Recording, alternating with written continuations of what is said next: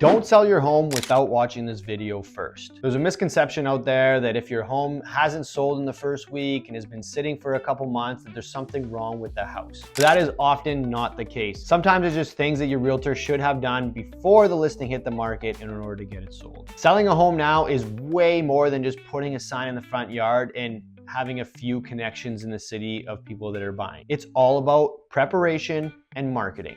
So here are the top 5 reasons that homes aren't selling in 2024. I'm Tristan Ritchie from Lake City Realty, and I'm a realtor. I've been in business for about almost 10 years now in Sudbury, and I help people buy and sell homes here in the Sudbury area, and I'd love to help, and I like making these videos to educate you guys and help you understand the market a little bit more. So let's get right into it.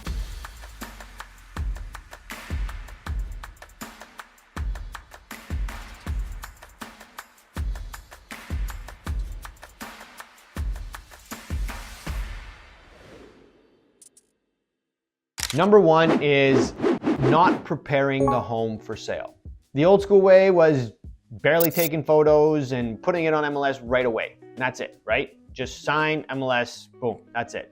Now a lot of the work is done before you hit the market. We know that buyers, they all tell you that they want to get a good deal, right? And then how come people are out there overpaying on properties? It's ones that are marketed and prepared correctly, the ones that they're overpaying on. And it's because they say they want a good deal, but really it's an emotional feeling they get when they get to the house. So you really want that feeling to be portrayed in your photos and when they get there. So preparing the home is super important, which means the ones that aren't selling are often shitty pictures. You can barely see, very dark. They didn't declutter at all. They took no time to prepare this home, right? iPhone photos.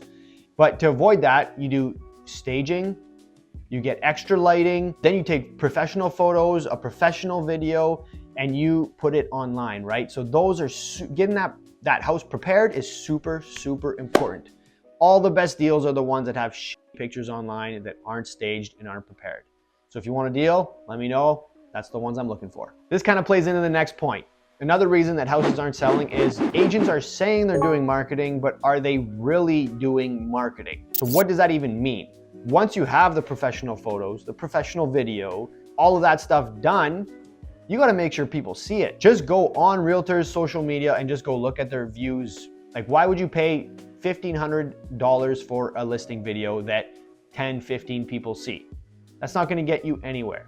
So I've been the #1 social media realtor in Sudbury for about 4 years now. So I've really mastered and perfected the marketing aspect of it. I spent a ton of dollars marketing each of my clients' property because #1, it gets tons of views on the property, and one extra view could be one extra showing, could be one extra offer, could be that person that's gonna pay extra, right? So is your property going to get marketed to everyone? Ask your realtor, how much are they spending on marketing? Right? So I am promoting YouTube, Facebook, Instagram, all the Google ads. What they might tell you is, hey, we're putting it on 90 some different websites through DDF. Well, that's automatically done through Realtor.com. It's like basically just putting it on Realtor.ca. So that's the easiest, that's not really marketing, right? You wanna reach people, like the people that are looking at Realtor.ca, yes, they'll see it, but you wanna reach people that maybe weren't really thinking of buying or selling, and then they happen to stumble upon your house because I'm putting it in front of them, and they want to put an offer. Number 3 is, you might not think that this makes a difference, but it's the order of the photos.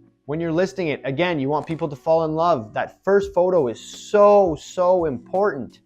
That's why it needs to be a professional. But also, I don't have the stats for this because I haven't seen it anywhere, but I know from experience from listing hundreds of properties is if there's a big tree in your front yard and you can't get a nice crisp photo of the home, it will affect your showings. And I'm not saying go cut down your tree in the front yard, but you try to get as many different angles to show off the house as best as possible. A quick example will be, I had a listing that had all this shrubbery, gravel in the front yard, so no grass in the front yard. The house was pretty cute, and we were getting very little traction. We took a nice photo too, but it just looked messy, busy, lots of maintenance. That's what people were thinking by seeing the photo.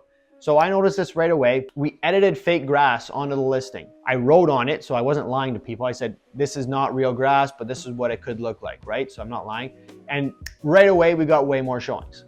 So that's what an experienced realtor can do for you. So make sure the order of the photo is great. If your kitchen's beautiful, put that at the start, right? Because they might not scroll to the 60th picture. So that's very important. Number 4 is your agent's maybe not doing your due diligence. So that's doing the research. What kind of person is buying your home?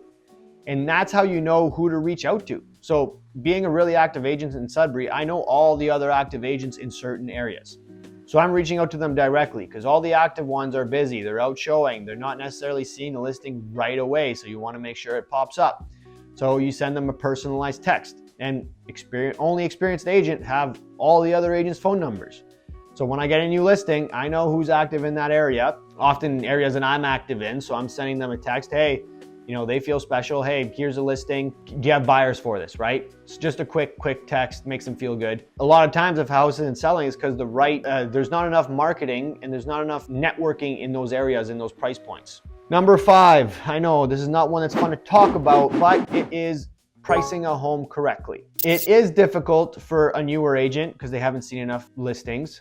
For me, it's second nature. I kind of get a feeling when I get to the house, and then I can prove it with the comps, right? The comparables, recent sales to show the seller. And for a seller, it can sometimes be difficult when it's your own home. You think of it different. So for example, I used to go to my friend's house 3 times a week in university. Then I went to go sell his dad's house, and in my mind, I was like, oh, it's easily worth this because it's so comfortable, love being here, 3 bedrooms, all these good points.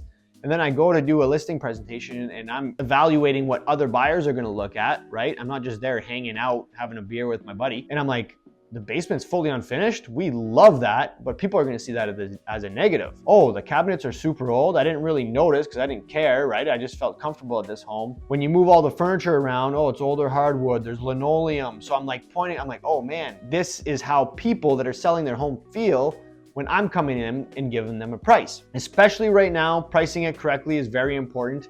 And I'm not saying this to try to make you price it super low, right? I'm saying this because you need to be priced at the perfect amount that's gonna attract buyers. They're gonna see the value at your price. If you're too high, then you become that listing that drops, which happened. I could have a story about that as well. Then it just looks bad.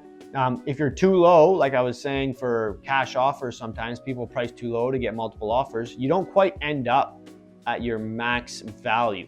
So you need to price right on the nose. And that's what an experienced realtor will help you with. And it doesn't mean your house is gonna sell in 2 seconds right away if you price it correctly. It could take a couple months, which it has for some of my listings, but that's just the way to do it.